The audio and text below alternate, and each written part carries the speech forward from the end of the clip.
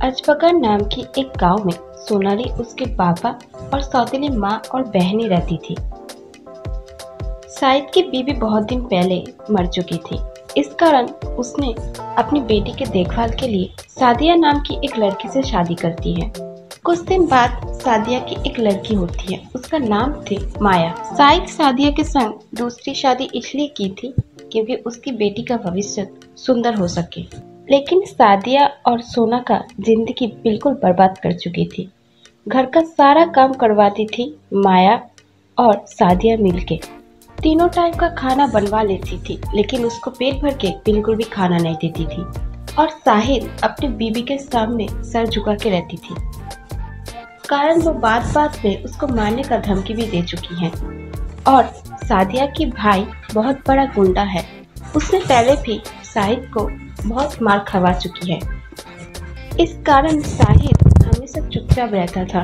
क्या हुआ महारानी, अभी तक ठीक से खाना भी नहीं बनाई है?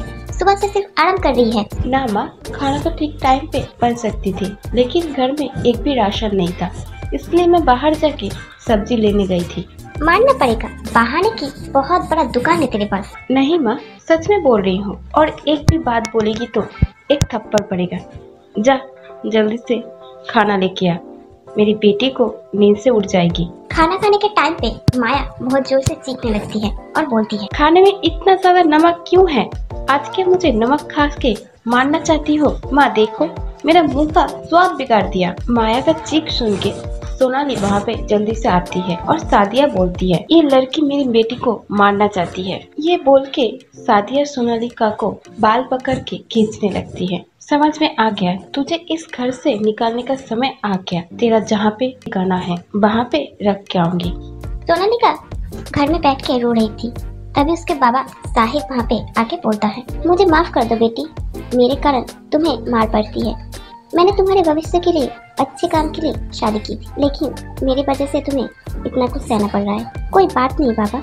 उस रात को सोनालिका उसके पापा और माँ की बात सुनती है। सुनो, मेरी बेटी बड़ी हो रही है, उसकी शादी देना पड़ेगा, कोई भी कमी नहीं होनी चाहिए उसकी शादी में। हाँ बिल्कुल, तुम चिंता मत करो, मेरी खुद की बेटी को लेके कोई चिंता नहीं है। उसकी शादी इस गांव में सबसे बड़ी तरीके से करूंगी।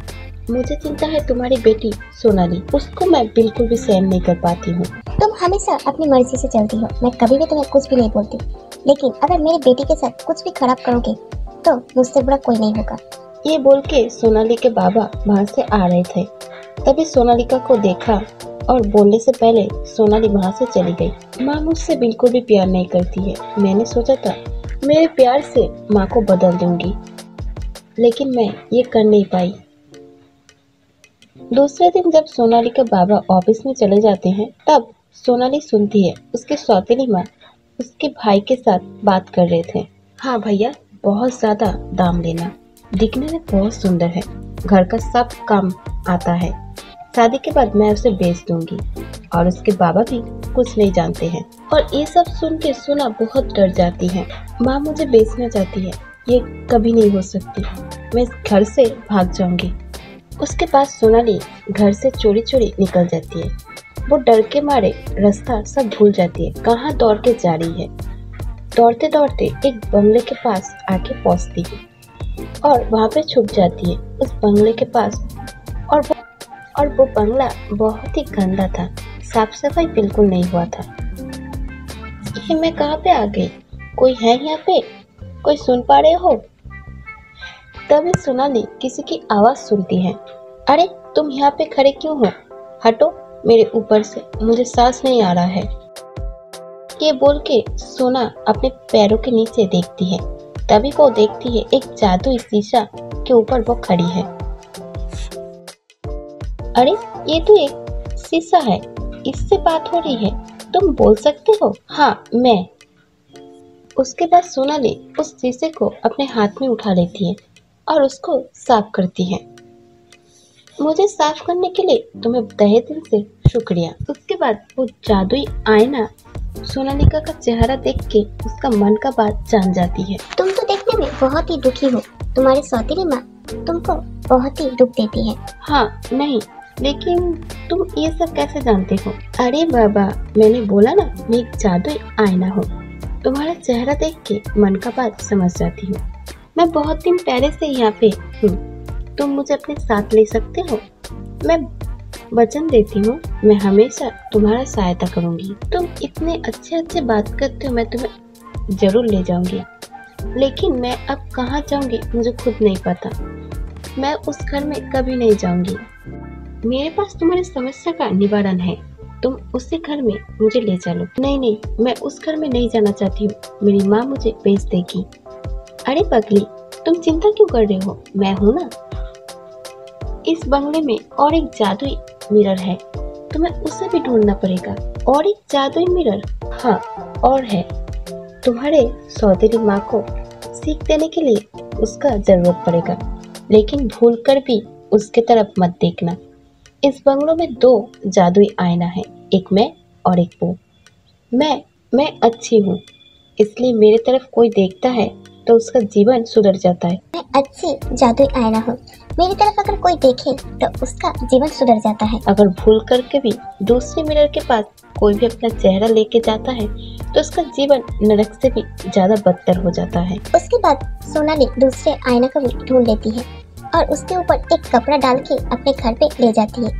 उसकी सौतेली माँ के पास उसकी सौतेली माँ के दोनों भाई बैठे थे। जादुई आईना, अब बोलो, मैं घर पे आ गई, मैं अब क्या करूँ। मैं माँ के पास आ गई और मामा भी वहाँ पे बैठे हैं। उसके बाद जादुई आईना सोना के कान में कुछ बोलती है और वो सोना अपने माँ के पास जाके बोलती है, माँ, मैं तुम्हारे लिए कुछ लेके आई हूँ।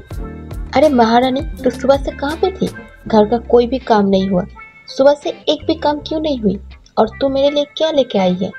माँ, आज मैं जंगल गई थी लकड़ी उठाने, तब रास्ते से आ रही थी, एक जादूगर को मैं सहायता किया और उसके बदले उन्होंने मुझे एक जादुई मिरर दी। और उसके बाद क्या हुआ पता है? मैंने जब भी उस मिरर के सामने अपना मुंह देखा तो मेरे हाथ में एक सोने का सिक्का चला आया। तो सच बोलिए, दिखा कहाँ है सोने का? तू सच बोलिए तो दिखा सोने का सिक्का कहाँ है और ये मिरर मुझे दे। माँ, वो सोने का सिक्का कहाँ गुम गया है, मैं ढूंढ के बाद में तुम्हें दूंगी, लेकिन इस मिरर में तुम सोने से पहले मुंह देखना, जादूगर ये बोला था मुझे। अच्छा ठीक है, अब जाके खुद का काम कर। सादिया मनी मन में सोचने लगती, इसको बेच के क्या होगा, इसने तो मेरे लिए बहुत अच्छा काम किया। उसके बाद सादिया उसके भाई को बोलता है, तुम लोग यहाँ पे बैठ के मेरा मुंह क्यों देख रहे हो, जाओ यहाँ से। ये बोल के वो अपने दोनों भाई को बाहर से घर जाने बोलते हैं और रात में सादिया उस जादुई आईने को अपना मुंह देखती है। तो अब से मैं सुंदर होने के साथ साथ भी बहुत धनी भी हो जाऊंगी। ये बोल के जब वो आईना में अपना मुंह देख रही थी, तभी अचानक वो जादुई आईना बोलने लगती है, तुम तो बहुत ही लालची औरत हो, आज के बाद से तुम भी जो भी कपड़ा पहनोगे वो तभी फट जाएगा और अपने चेहरे में जितना भी सज लो वो दिखने में बहुत ही गंदा लगेगा और तुम मनी मन में जितना लालच करोगे उतना गरीब हो जाओगे। अरे तुम ये क्या बोल रहे हो? ये बोल के सादिया वो मिरर को तोड़ देती है और दूसरे दिन से सादिया के साथ वो सब होने लगता है जो उसने बोला था। अरे माँ, तुम ये क्या कपड़ा पहन के आई हो और तुम्हारी शक्ल पे ये क्या हुआ? देखो ना, कपड़ा ऐसे अपने आप फट जा रहा है और मेरा चेहरा को। माँ, तुम पागल हो चुकी हो क्या? ये बोल के मायरा वहाँ से चली जाती है। अरे सादिया, ये कैसा फैशन है, ऐसा कपड़ा पहन के तुम बाहर जाओगे, लोग क्या बोलेंगे? चुप करो, तुम अपने काम करो। ये सब देख के सोनाली समझ जाती है ये सब वो जादुई मिरर के वजह से है। कुछ दिन बाद मायरा सादिया को अपनी माँ नहीं बोलती थी क्योंकि उसे शर्म आती थी। सब लोग उसको पागल बोलते थे, हंसते थे और सब जन के बात सुन के सादिया दिन दिन पागल हो चुकी थी। माँ की ऐसी हालत देख के सोनाली जादू आईना को बोलती है, जैसी भी हो वो मेरी माँ है और उस खराब जादुई आईना तो टूट चुका है, अब तुम मेरी माँ की सहायता करो। नहीं, वो बहुत ही लालची औरत है, तुम्हें बेचने की बात की थी। नहीं, वो बहुत ही खराब औरत है, तुम्हें बेचने की बात की थी, मैं उसे बिल्कुल ठीक नहीं करूंगी। तभी वहाँ पे सादिया आ जाती है और उसी आईने के पास जाके बहुत ही रिक्वेस्ट करती है, जादुई आईना तुम मुझे ठीक कर दो। मैं आज के बाद कोई भी बुरा काम नहीं करूँगी। सोनाली और उसकी सौतेली माँ बहुत रिक्वेस्ट करने के बाद वो जादुई आईना उसे ठीक कर देती है और उसके बाद सादिया सोनाली और सौतेली माँ बहुत रिक्वेस्ट करने के बाद उसे ठीक कर देती है और सादिया अपनी भूल समझती है। उसके बाद सोनाली सादिया से माफ चाहती है। मुझे माफ कर दो माँ, मैं तुम्हारा ये हाल नहीं करना चाहती थी, बस तुम मुझे बेचने की बात कर रही थी, इसलिए माफ कर दो। तूने जो किया है वो मेरी गलती के लिए किया है। तू मेरी बेटी है, मैं तेरे साथ बहुत ही खराब बिहेव की, इसलिए मुझे माफ कर दे।